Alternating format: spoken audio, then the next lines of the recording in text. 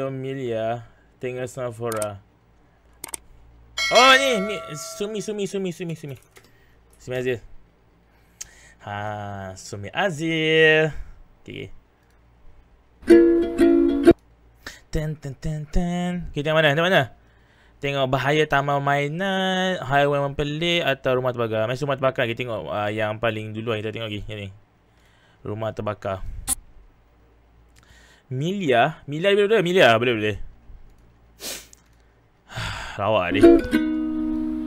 First, aku nak buat kenyataan sikit lah pasal cerita kali ni. Walaupun aku sampaikan dalam cara yang bersahaja dan kelakar-kelakar gitu, benda yang jadi dalam cerita aku ni semuanya betul. Dia boleh kata tragedi jugalah lah hidup aku ni, okay? Masa aku duduk dekat rumah flat, cerita aku dalam video yang lepas semua tu, aku pernah alami kebakaran sekali dalam hidup aku. Dan terbakarnya bukan terbakar main-main ya, macam terbakar main bomba dengan adik semua tu. Terbakar betul-betul ya, api betul. Cerita dia bermula dengan satu hari ni dekat blok aku ni, kita orang ada buat merewang beramai-ramai membuat bubur Ashura. Dan semua orang terlibat time tu termasuk aku. Pompam kita orang buat bubur Ashura. Lepas habis je event tu, kita orang simpan barang-barang membuat bubur Ashura tu dekat bawah store utama dekat bawah blok tu. Korang kena ingat part ni sebab dia main peranan penting dengan cerita ni nanti tau. Sikit tu malam tu, sedang aku tidur nyenyak di buai mimpi, tiba-tiba mak aku kejut aku dengan adik-adik aku. Mak aku cakap kita orang kena turun ke bawah sekarang sebab rumah kita terbakar. Untuk pemikiran seorang budak umur lingkungan sekolah rendah lagi time tu, bagi aku bila tiba-tiba kau dikejutkan malam-malam dia ada event, aku tak ada pun rasa takut or gelabah. Aku rasa happy. Dia macam tiba-tiba ada surprise lagi tu. Tapi aku tak adalah nak galakkan budak-budak yang tengok video aku ni rasa happy pula tiba-tiba kalau rumah korang terbakar kan. Masa ni aku still tak tahu tempat mana yang terbakar. Yang penting bukan rumah aku yang terbakar. Kalau tak aku dah jadi sumi bakar. Tiba aku duk sangka yang tingkat bawah semua terbakar tau masa tu. Aku terus turun ke bawah time tu.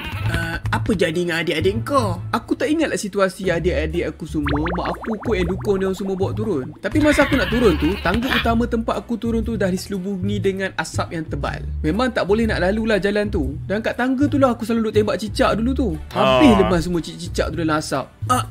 Need oxygen. Aku pun ambil keputusan masa tu untuk pilih tangga yang lagi satu. Aku masa tu sampai dekat bawah dan aku perasan ramai orang tengah sibuk duk padamkan api. Ayah aku pun ada time tu. Dan tempat yang terbakar tu adalah store yang tempat dia orang simpan barang-barang kenduri tadi rupanya. Aku datang dekat sikit untuk tolong bagi semangat lah time tu. Api dia besar sangat sampai memang bahang dia terasa lah. Aku tak tahulah air yang dia orang simbah tu ada efek ke tak. Apa pun masa tu tiba-tiba lipan besar keluar daripada api tu merayap ke arah aku. Kejut weh. Dan first time aku masa tu nampak lipan sebesar tu dalam hidup aku. Okay, sekarang setelah aku dah cerita semua situasi ni, korang rasa macam mana store tu boleh terbakar?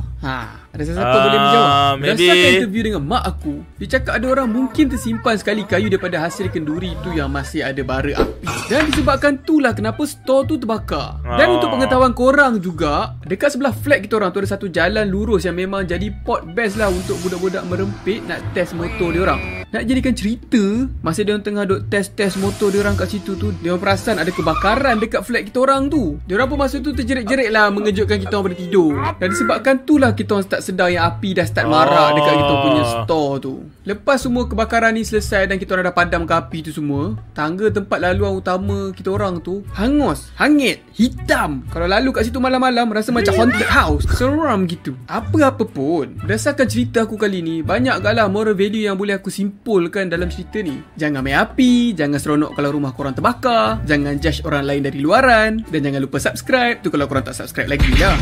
Dan tu je lah. Selamat tahun baru, tahun 2023. Tahun ni korang boleh achieve banyak benda yang tak boleh achieve tahun lepas. Dan jadilah yang terbaik dekat apa yang korang tengah buat. Okay, bye. Hai semua. That was good. Rumah terbakar. Bahaya di taman mainan. Okay. Mau. Song of War. Apa Song of War? One Animation. Tengok movie yang kita kena hilang lagi.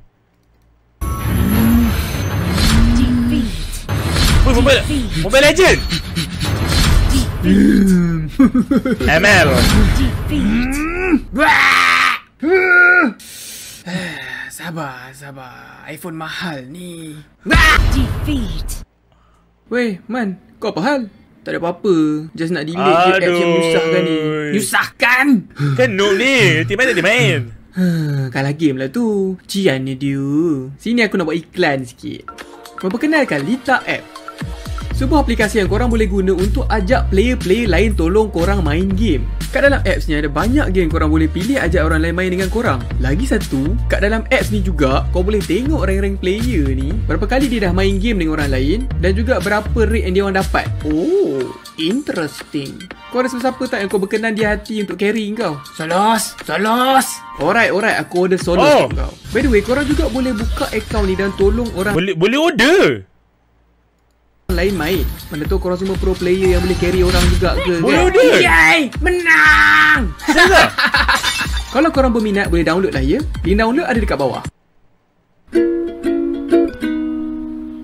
Baru-baru ni aku keluar rumah ambil angin sikit, jalan-jalan macam tu, dan aku ternampaklah kawasan taman permainan budak-budak. Dan dia buat aku terfikir, Ami sekarang Ami sekarang rank GM baru, GM 4. Ami pakai Xavier, Gojo dengan Itadori, Yin. Dua orang ni. Sebab apa? Sebab dua orang tu je Ami tengah push sekarang. Okay, sambung. Taman permainan budak-budak zaman sekarang ni nampak selamat lah. Sementara tu, taman permainan zaman aku dulu pula nampak macam taman challenge dekat dalam game show. Kita selalu nampak tu. Yang mana kalau kau tersilap langkah sikit, habis lah. Poin yang aku nak cakap ni adalah taman permainan zaman sekarang ni dia lagi terjaga tau keselamatan dia tu berbanding yang dulu-dulu punya. Aku start dengan jongkak-jongkit lah kan. Betul. Kau semua tengok jongkak-jongkit zaman sekarang ni, dia rasa macam memang selamat untuk budak-budak naik dan tinggi dia pun okey lah. Dulu dia ada spring supaya kita rasa macam kita terlompat-lompat kat atas macam tu. Tapi jongkak-jongkit yang dulu punya, dia macam jongkak-jongkit yang dia buat pakai kayu keras dan tak ada spring-spring semua ni. Kalau kau terasa macam kau tengah terlompat gitu, maksudnya kau memang ada on the way ke bulan tu. Wah, I believe I can fly. Lepas tu sebab dia ada proses hentakan kat atas dan ke bawah dekat tanah dia. Tanah tempat jongkak-jongkit tu duk hentak tu berlubang tau. Dan dia juga bahaya dekat budak-budak sebab kadang-kadang dia tak sedar masa dia tengah main dan tiba-tiba kaki dia terseput.